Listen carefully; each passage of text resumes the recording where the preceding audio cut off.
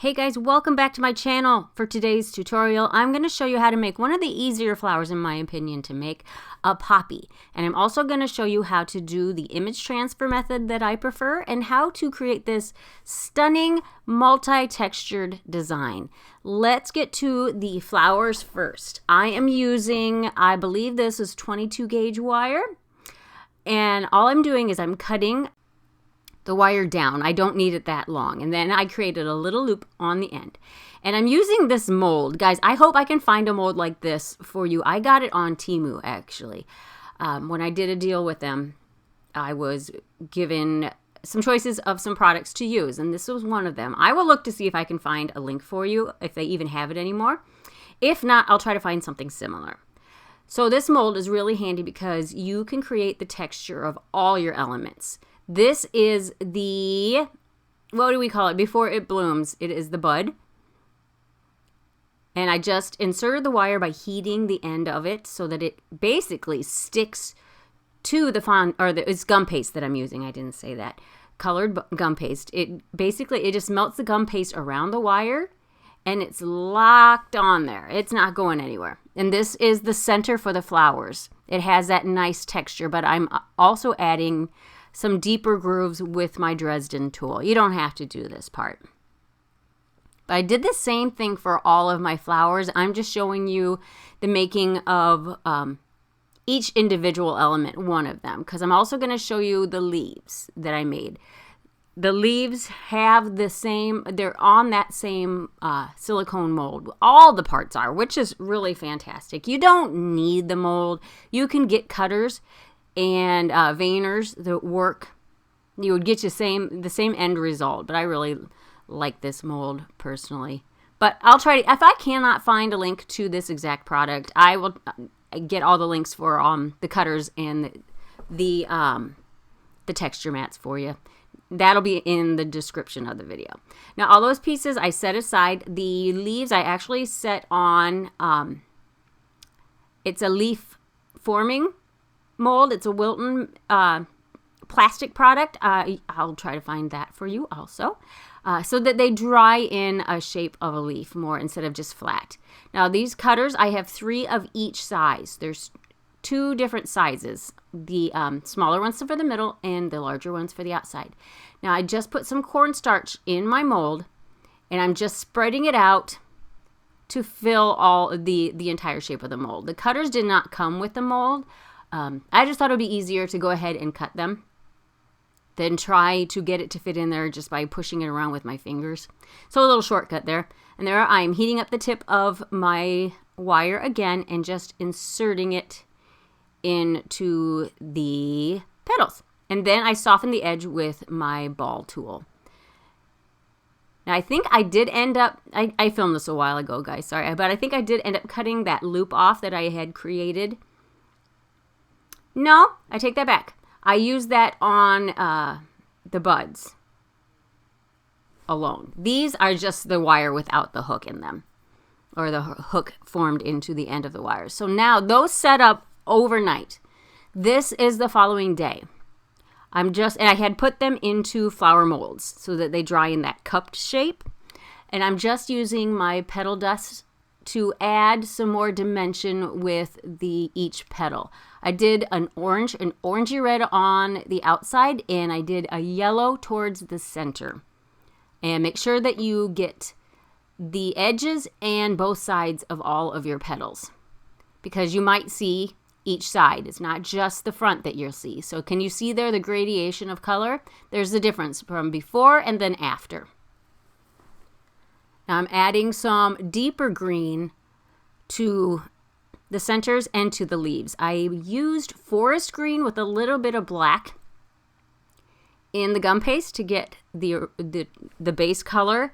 But then to add some dimension, I am adding, actually I'm watching as I'm doing this and I'm remembering I did use different shades of green. I used the lighter shade towards the top of it, and then the deeper green kind of all throughout the rest of it.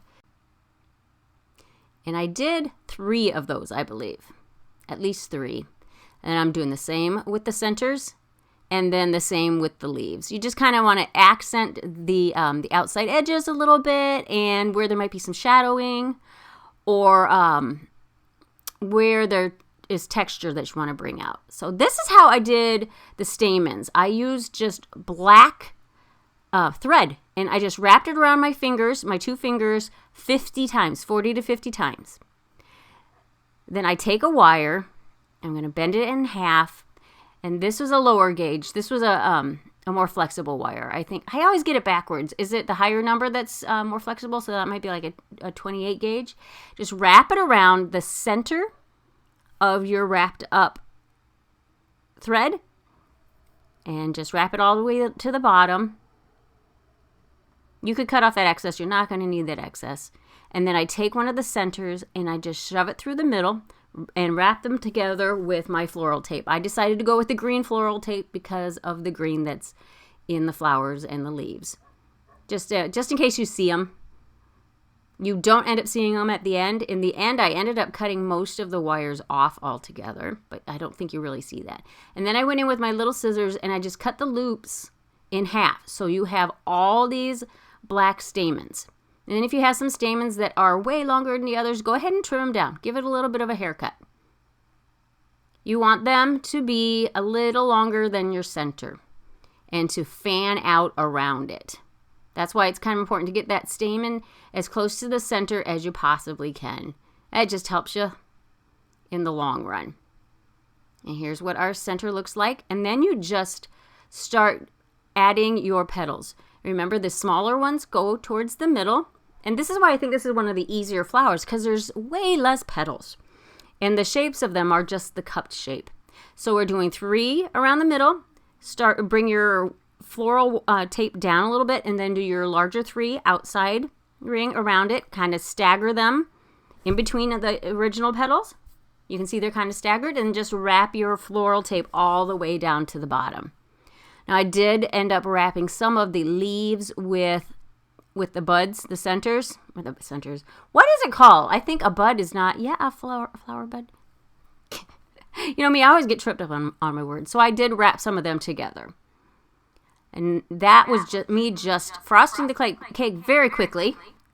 I wanted this video to be more about the flowers and the image transfer than the actual frosting of the cake. You can see me do that in many other videos.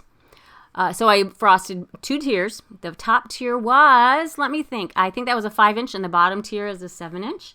And there were 4 layers of cake in each with 3 fillings. Now I rolled out my fondant and I wrapped it in plastic wrap, or put the plastic wrap over so that it can firm up a little bit but not get too dry while I worked on my image transfer, because this one did take me a little while. I had found an image online, a free printable image, printed it out on printer paper, went ahead and turned it, or darkened the lines so that when I turned it over, I could see the lines, because you want to do your image in reverse. And I traced it out on tracing paper so that our graphite is on the back side there, guys. Graphite is fine. It's not lead. Graphite is not going to hurt you. It's not poisonous to get that little bit amount. So you basically remember transferring in grade school. Do people still do that? We used to do that. You basically have your graphite on the back side reversed image, turn it over, put it on your surface, and then you kind of trace over the image so that it transfers the graphite on to your fondant. And I wanted to, this piece of fondant is tall enough to cover both tiers. I wanted it to be a continuous pattern. So the image itself was not tall enough to cover both tiers. So what I did was I added individual flowers down towards the bottom. I added a little more graphite on the back. And then I drew on my own stems. I kind of continued, just made it look like that was intentional. And now I'm just using an edible pen. I'm just using black. You could do this any color you wanted. I wanted the blue background to replicate kind of the sky. And the black against it, I think, really stands out. I wanted the color of this design to mainly be the orange, the pop of orange in the poppies. So I'm trying to keep everything else kind of neutral. And I'm just using my edible marker or my edible pen The kind I have, I really like because you don't want to use one with a tip that's too fat. They're double-ended. One side is much more thin and detailed, and the other side is kind of a medium. And you don't want to push down too hard when you're doing this because you can kind of indent or scrape your fondant. You can't let this fondant sit out so long that you have a real dry surface, firm surface, because that's going to be hard to get it to wrap around your cake. So you just kind of have to be a little careful. And I did have a little bit of a transfer from the side of my hand onto the fondant, so I just used some Everclear to clean that off. Kind of start on the top and then work your way down into the side, if that makes sense, so that you're not putting your hand right on that wet marker. So I cut it in half, and I had measured the circumference and the height of both tiers. So I know that top tier that I'm moving right there needed to be a little narrower. So I left the pattern in the middle, cut the outside edges. That way your seam is in the back. And I just put it on this surface. This is just a piece of poster board that I have covered with some packing tape that I use for other projects, and I end up using it for a lot of other things. I added a little bit of shortening to it. My ink had dried at this point, I should say that. But I'm trying to get it turned over so that I can more easily get it transferred onto the cake. And I can use that acetate that I had added the shortening to, kind of avoided the middle as much as I could, because that's going to help me lift it onto the cake. Now, this cake has some shortening already brushed on it, and all I had to do, as you can see, it's upside down because I put that piece, the disc of fondant on the top that I cut down to size, left it upside down so that when I lift my piece up, I don't have to worry about cutting anything off of the top, any extra. You cut it off of the bottom, and there I'm just blending the seams together. I didn't need to cut anything off. I measured it almost a little too shy, but I was able to push the two ends together and get them met up. And then I'm just kind of removing any air bubbles without touching that image as much as possible, and then removing the excess off the bottom, which is now the top, but it will be the bottom, with a straight edge blade. Again, just making sure that it's all smooth and nice, and then I put the board on the bottom, flip it over, and now your top is the bottom and the bottom is the top. I hope that makes sense. I mean, the visual with me explaining it, I would imagine that you can figure out what I'm saying. And then I did the same thing with the bottom tier. Really, this one only has one flower on there and mostly stems. You can see I had to push that together a little too, and it worked just fine. The fondant was soft enough still that I was able to manipulate it a little bit. Like I said, I think the main thing with that is just don't let it sit out too long. I did all of that in one day.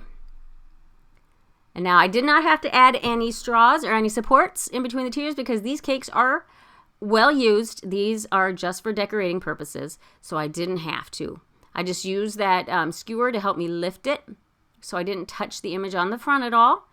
Both tiers had been chilled in the refrigerator, not the freezer, because you don't want it to bleed when it comes to room temperature. And then I'm just adding my details. I didn't even have to add, or my decorations, sorry.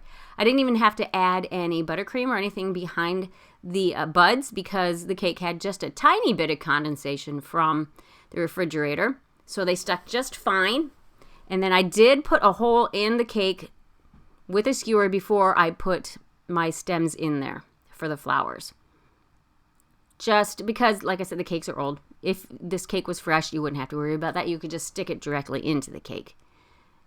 And there I'm just accenting anything that I might need accented. And then I used, because I wanted to kind of do like a summer sky that has a little bit of haziness to it, a little bit of light covering or coating of, what would be the word? A small amount of clouds, kind of not just a straight blue. I wanted to add a little bit more dimension. So I'm just using white airbrush color. And I'm just kind of hit and miss on the blue. It just kind of softens the blue, makes it a little bit more kind of ethereal. I didn't want to distract from the flowers by having too much of the blue. So I'm just using my airbrush color and my airbrush to do that. So here's our final product, guys. I hope you liked it. I think I really love the combination of the blue and the orange and the green. I think it's very striking. I hope you learned something. I hope you got something from it. As always, I thank you for watching my tutorial, and we'll catch you on the next one.